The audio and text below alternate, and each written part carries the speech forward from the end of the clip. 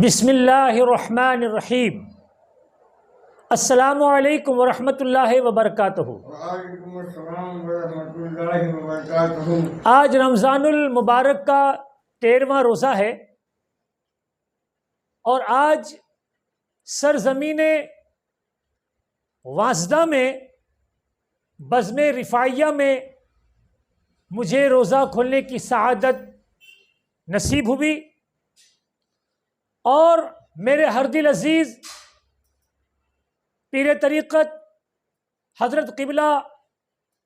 ज़ुबैर साहब खलीफ़ा रिफ़ाई खानकाह गौसो कलां सूरत, तो हज़रत से मुलाकात हुई और हज़रत ने मुझे एक बात कही कि यूसुफ साबरी साहब, आप कुछ सरकार पीरे पीरा मीरे मीरा शेख अब्दुल कादिर जीलानी रदियल्लाहु ताला अन्हु और गौसे रिफ़ाई माशुक़ुल्लाह हज़रत सैयद अहमद कबीर रिफ़ाई रहमतुल्लाह ताला अलैह की शान में कुछ उनकी करामात आप पेश करें। तो मेरे अजीजों, मेरे दोस्तों, हमारे बुजुर्गों का ये तरीका रहा है, हमारे खलीफाओं का ये तरीका रहा है कि जब उनके यहां कोई मेहमान आते हैं तो वो सिर्फ अल्लाह और रसूल और अपने बुजुर्गों की बात और उनकी नसीहत और उनके वाक़यात उन्हें पेश करते हैं। ये मेरी खुशनसीबी है कि हज़रत क़िबला पीर तरीक़त खलीफ़ा रिफ़ाई ने मुझसे कहा कि आप कुछ बात हुज़ूर गौसे पाक रज़ियल्लाहु ताला अन्हु की शान में कुछ कहें। तो सरकार गौसे पाक रज़ियल्लाहु ताला अन्हु को भी माह रमज़ानुल मुबारक से ये निस्बत हासिल है कि आपकी विलायत, आपकी गौसियत, आप सरकार गौसे पाक रज़ियल्लाहु ताला अन्हु दुनिया में आकर आपने विलायत हासिल नहीं की, आपने इबादत और रियाजत के बदले में आपको गौसियत और विलायत नहीं मिली। सरकार गौसे पाक रज़ियल्लाहु ताला अन्हु वो ज़ात बाबरकात हैं जो मादर ज़ात वली है। आपको अल्लाह तबारक व तआला की, आपको अल्लाह तबारक व तआला ने आपकी रूह में वो नूरानियत रखी थी कि वो आलमे अरवाह से विलायत लेकर इस दुनिया में तशरीफ लाए। कहना मुझे ये है, और मेरे अजीजों, इस बात को साबित करने के लिए सरकार गौसे पाक रज़ियल्लाहु ताला अन्हु की सवाने उम्र आप उठाकर देखें और मैं लोगों से कहूंगा कि अगर इस्लाम की तारीख को देखना है तो अकबर से ना देखें, इस्लाम की तारीख को देखना है तो मुगल बादशाहों से ना देखें, इस्लाम की तारीख को अगर देखना है तो बादशाहों से ना देखें, इस्लाम को देखना है तो गौसे बगदाद से देखें, इस्लाम को देखना है तो ख्वाजा अजमेरी की सीरत देखें, इस्लाम को देखना है दाता गंज बख्श लाहौरी की सीरत को देखें, इस्लाम को देखना है ख्वाजा कुतुबुद्दीन बख्तियार काकी की सीरत को देखें, इस्लाम को देखना है निज़ामुद्दीन औलिया की सीरत को देखें, साबिर कलियर की सीरत को देखें, सैयदना अहमद कबीर रिफ़ाई की सीरत को देखें, इसलिए कि यही वो लोग हैं जिन्होंने इस्लाम को एक प्रैक्टिकल के तौर पर दुनिया के सामने इस्लाम को रखा। तो मैं उन लोगों से कहूंगा कि अगर इस्लाम की सूरत को देखना है, इस्लाम की सीरत को देखना है तो बादशाहों से नहीं, इन अल्लाह के वलियों से देखें, तब आपको पता चलेगा कि इस्लाम ने दुनिया को क्या दिया है। तो तो मेरे दोस्तों, मैं आपको बताना ये चाहता हूं कि हुजूर सरकार गौसे पाक रज़ियल्लाहु ताला अन्हु मादर जात वली, और उसकी सबसे बड़ी दलील ये है कि जब आप पैदा हुए तो आप मादर जात वली है, आप मां की गोद में हैं, लेकिन मेरे दोस्तों, मेरे अजीजों, कुर्बान जाइए गौसे आजम की गौसियत पर, आपकी जात पर,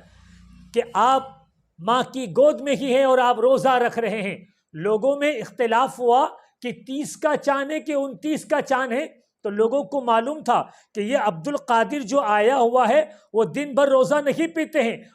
दिन भर दूध नहीं पीते हैं, लेकिन जब सूरज तुलू होता है उसी वक्त वो दूध पीते हैं, वो रोजा रखते हैं। तो आओ शेख अब्दुल कादिर जिलानी के घर चलते हैं और उनके माँ से पूछ लेते हैं कि क्या आज अब्दुल कादिर ने दूध पिया है कि नहीं। अल्लाहु अकबर। लोग आए और पूछा कि क्या तुम्हारे अब्दुल कादिर जिलानी ने दूध पिया है। आपकी वालिदा ने कहा कि आज मेरे अब्दुल कादिर जिलानी ने दूध नहीं पिया है। तो मालूम यह हुआ कि आपका रोज़ा था। तो मेरे अजीज़ों, मेरे दोस्तों, बुजुर्गान दीन की सीरत को आप उठा के देखें। ये तो हुजूर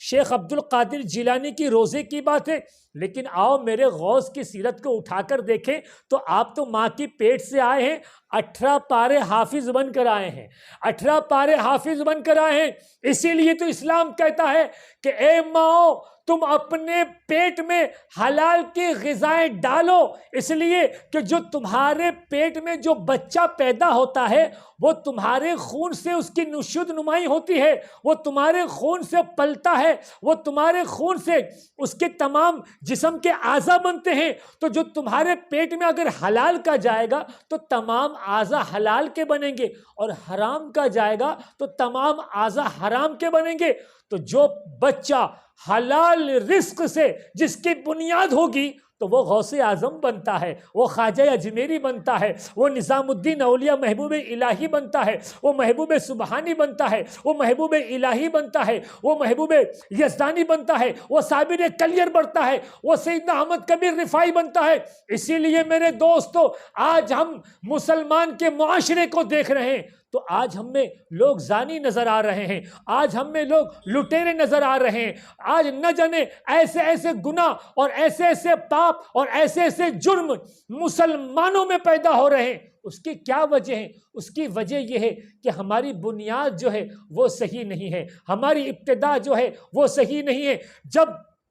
माँ की गोद सही होगी तो उस गोद में परवरिश पाने वाला बच्चा भी बाकायदा सही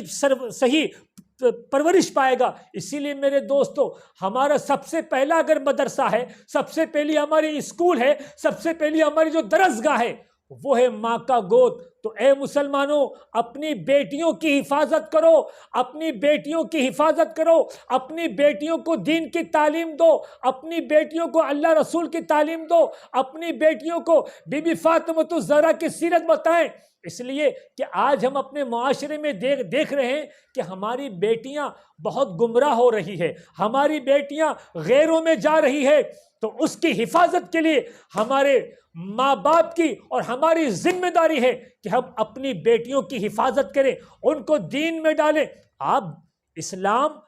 दुनिया सिखाने का इनकार नहीं करता है, इस्लाम एजुकेशन का मुनकिर नहीं है, इस्लाम पढ़ाई लिखाई के लिए इनकार नहीं करता है। लेकिन मेरे दोस्तों, मेरे अजीजों, आप अपनी बेटियों को एजुकेशन दीजिए, आप अपनी बेटियों को पढ़ाई दीजिए, लेकिन साथ साथ में इस्लाम दीजिए, साथ साथ में कुरान और हदीस की तालीम दीजिए, साथ साथ में इस्लामी ख़वातीन की तालीम दीजिए। इसलिए कि हमारे